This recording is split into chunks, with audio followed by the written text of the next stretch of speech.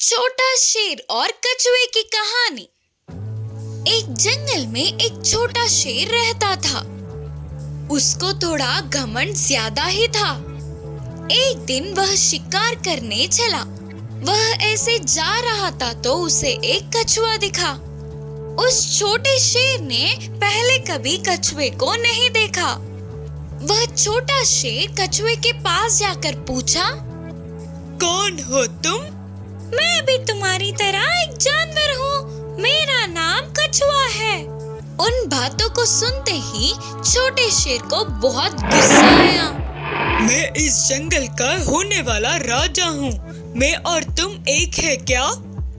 तुरंत वह कछुए ने अपने सिर और पैरों को अंदर कर लिया। छोटा शेर का गुस्सा और भी ज्यादा बढ़ गया। उसने कछुए को अपने पैरों से लात मारा, पर उसे कुछ भी नहीं हुआ। उस छोटे शेर ने लकड़ी लेकर मारने लगा, फिर भी कछुए को कुछ भी नहीं हुआ। उसके कुछ भी करने पर कछुए को कुछ भी नहीं होता देख ये तो युवराज का अपमान है सोचकर उस छोटे शेर को और भी ज्यादा गुस्सा आया। इतने में ही उस कछुए को एक अच्छी उपाय मिली। अरे महाराज जी, आप मुझे किसी भी चीज से मार लो, फर्क नहीं पड़ता, पर मुझे पानी में मत फेंकना, मैं तुरंत मर जाऊंगा। छोटा शेर ने सोचा कि कछुए को पानी से डर लगता है। मेरे खिलाफ जाने वाले तुम्हें छोड़ूंगा क्या? अभी तुम्हारा काम करता हूँ। बोलते हुए कछुए को लेकर बाजू की नदी में फेंक दिया। पानी में जाते ही कछुआ डूब गया। कछुआ सांस न ले पाते हुए पानी में मर गया होगा सोचकर छोटा शेर खुश हुआ। कुछ देर बाद पानी में से ऊपर आने वाला कछुआ हंसते हुए बोली, अरे ओ पागल शेर राजा, मैं इस पानी में ही जीती हूँ, अब मुझे कोई कुछ नहीं कर सकता। बोलकर चली गई। कछुए की बुद्धि से छोटा शेर चौंक गया। इस कहानी की शिक्षा है कि नायक को सभी विषयों के बारे में ज्ञात होना चाहिए। आलसी हिरन की कहानी। एक जंगल में तालाब के पास हिरन और खरगोश मिलजुल कर रहते हैं। उनमें से खरगोश बहुत ही सक्रिय थे तो हिरन बहुत ही आलसी। के सभी जानवरों का मानना था, ऐसे कुछ नहीं, मैं भी बहुत सक्रिय हूँ, बोलते हुए बड़ाइयाँ देती थी। एक दिन इसी बात पर जानवरों के बीच झगड़ा आया। जंगल के बड़े होने वाले हाथी ने उन्हें रोककर कहा, ठीक है फिर, हिरन वह सक्रिय है बोलकर तर्क कर रही है ना, इसीलिए उसके और खरगोश के बीच एक मुकाबला रखेंगे। बड़े चुकंदर को अपने तालाब के पास ही छुपाएंगे। उन दोनों में से जो भी लेकर आता है वो जीतेगा और वो चुकंदर भी उन्हें ही मिलेगा, बोला हाथी। इसके लिए खरगोश और हिरन भी मान गए। बाकी के सभी जानवर बड़ी उत्सुकता से देख रहे थे।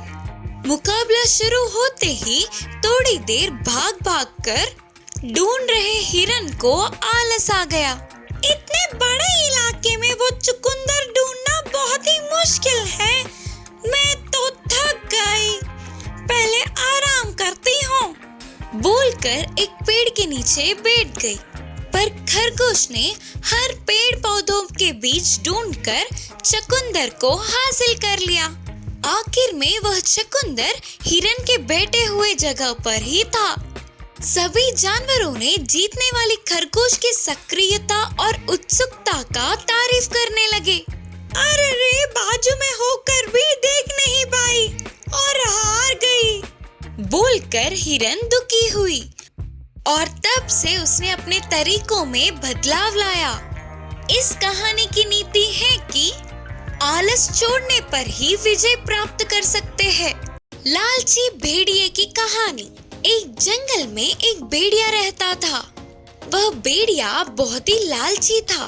एक दिन वह भेड़िया भोजन के लिए जंगल में घूम रहा था। ऐसे घूम रहे भेड़िए को थोड़ी दूर में एक खरगोश दिखा। अरे वाह, ये कितनी ताजी नरम नरम है, इसे तो छोड़ूंगा नहीं। बोलते हुए भेड़िया उसका पीछा करके खरगोश को पकड़ ही लिया। इसे यहाँ नहीं, मेरी गुफा में ले जाकर आराम से बैठ के खाऊंगा। सोचकर भेड़िया उस खरगोश को मुंह में पकड़ के जा रहा था। उसे रास्ते में दूसरी जगह और एक खरगोश दिखी। अरे वाह, और एक खरगोश! आज तो मेरी किस्मत बहुत ही अच्छी है।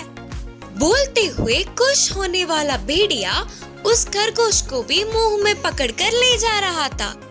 ऐसे जाते जाते थोड़ी दूर रास्ते में उस भेड़िए को नदी के उस पार हिरन की लाश दिखी।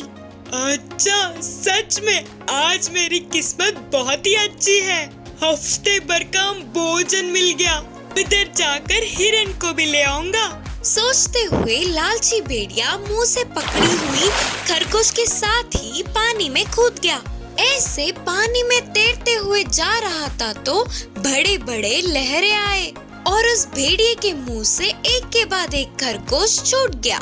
ये बच्चे खरगोश गए तो गए, उस पार तो बड़ा हिरन ही है ना, वो बस है। सोचता हुआ उस पार पहुंच गया। उस हिरन को भी अपने मुंह में पकड़कर नदी पार करके तैरता हुआ आ रहा था।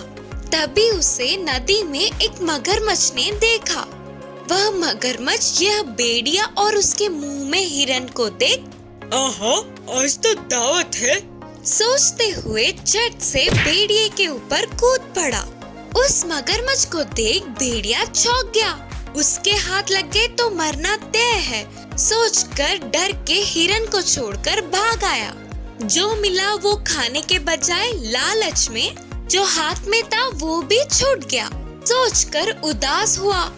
इस कहानी की शिक्षा है कि जो अपने पास है उसी से खुश रहना चाहिए। खरगोश और कछुए की कहानी। एक जंगल में एक दिन बहुत सारे जानवर मिलके खेल रहे थे।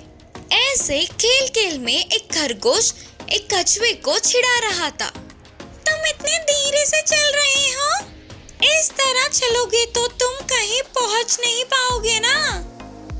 मुझसे मुकाबला करे तो मैं तुम्हें चुटकियों में हरा दूंगा। बोलते हुए अपने आप की बड़ाई कर रही थी। हिम्मत हो तो मेरे साथ दौड़ में भाग लो। बोलते हुए खरगोश ने सवाल उठाया। ठीक है दोस्त, मैं दौड़ने के लिए तैयार हूँ। बोलकर मान गई। जैसे तय किया था निश्चित जगह पर खरगोश और कछुए के दौड़ देखने के लिए जंगल के सभी जानवर आए। खरगोश बहुत ही खुशी से गर्व के साथ आई। वही कछुआ बहुत ही शांत स्वभाव से मुकाबले में पहुंची। मुकाबले की जिम्मेदारी बंदर को सौंपा गया। फिर बंदर ने मुकाबले का नियम बताया।